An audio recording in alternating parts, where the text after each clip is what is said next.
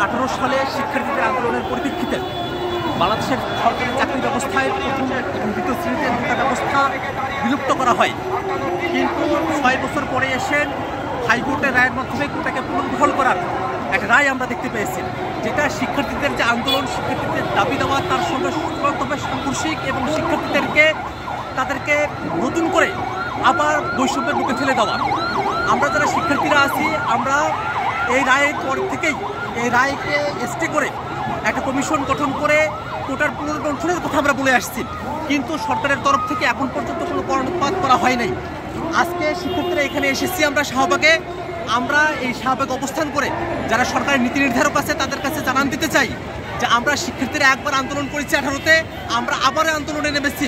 আমরা চাইব যে আপনারা যেভাবেই পারেন 18-র পরিপত্রকে পুনর্বহাল করে প্রয়োজনে নতুন করে কমিশন গঠন করে কোটা অনগ্রসর যারা আছে তাদের জন্য কিছু মাত্রায় রেখে পরিপত্র জারি করেন নতুন করে, কিন্তু 18-র পরিপত্রটাকে আগে ফিরিয়ে নিয়ে আসতে হবে। সেই দাবিতেই আমাদের আজকে এখানে বসা।